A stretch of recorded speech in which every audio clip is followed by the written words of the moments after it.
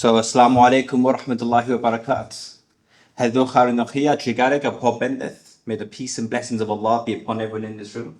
So, first of all, I just want to thank everyone here. It's been an absolute honor to be standing here.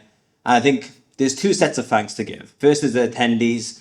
You've battled some very difficult traffic conditions to make it here today, and that deserves a round of applause and I think some recognition. So, well done to you all for attending. But more than that, we also, I think, should thank the organizers of the Dialogue Society. One of the things about Ramadan is, as Muslims, we don't really complain about it. And even my 4-year-old son, the other day, I was grumbling about something, and he said, Abba, in Ramadan, you're not meant to complain. And it's really annoying when your son starts correcting you, because he's right, but you can't really do anything about it. But he is right, we don't complain in Ramadan. But it is actually tough, it's exhausting. You haven't got tea, you haven't got coffee, you haven't got sugar. And for me, I just want to retreat into myself and do as little as possible. So the fact that these volunteers around this room who have been putting together this wonderful event have done so despite fasting, I think again is also worthy of a round of applause. So let's give a big recognition.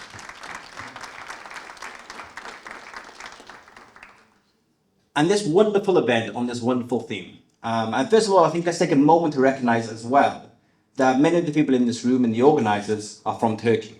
And we know what took place in Turkey only a few months ago, one of the most cataclysmic earthquakes and natural disasters we've seen in recent years.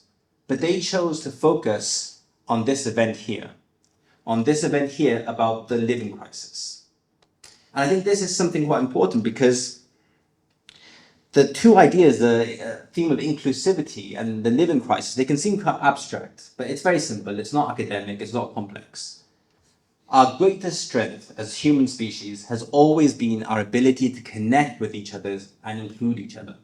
You can get two people from anywhere in the world with different languages, different ages, and they can connect at a human level. They can actually form a meaningful relationship.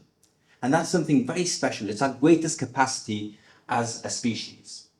And in times of crisis, when things go wrong, when things really do go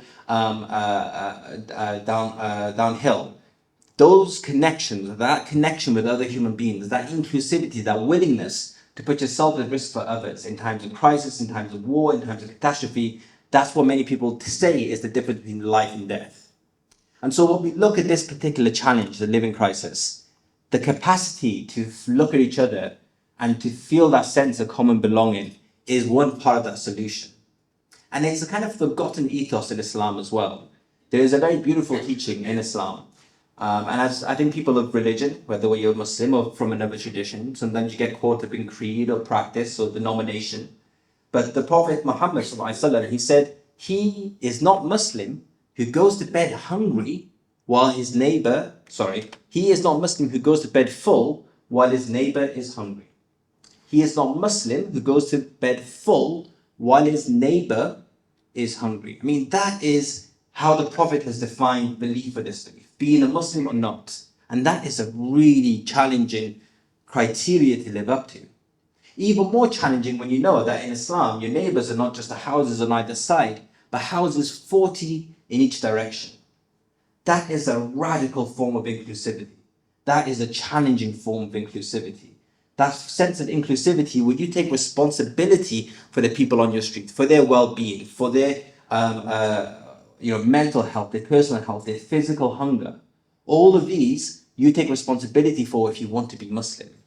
And I think that's what the Dialogue Society is trying to do with us today, trying to push us in this direction of using inclusivity, of belonging, of connection as a way of facing the challenges we live through today. And I'll keep my speech short because I know there's other more incredible things to come as part of this program and also food. But it's a big thing to say, is inclusivity, connection, they're kind of broad concepts. How do you make that happen? And the Prophet Muhammad he had some beautifully simple advice. Ifsul salam wa ita'amul ta'am. Greet each other and feed each other. This was the advice he gave to two warring tribes when they asked how can they bridge the difficulties between them and form a loving relationship. He said, Ifsul salam wa ta'amul ta'am. Greet each other and feed each other. Now, the Dialogue Society have very gracefully and graciously provided us with the food. So the challenge is now on us. We're going to sit at a table. We're going to have some faces we know and some we don't. and we're going to have the opportunity to create some relationships, ones that we can take away from this room. And as small as the numbers here might be, in the great big picture of how large Cardiff is as a city, it's enough to start something really special from this room on this day for the rest of our lives, to embrace this challenge of connecting and being inclusive. So a massive thank you to the organisers, and a massive thank you to yourselves for being here, and thank you for listening to me for the last few minutes as well. I'll hand over. Thank you.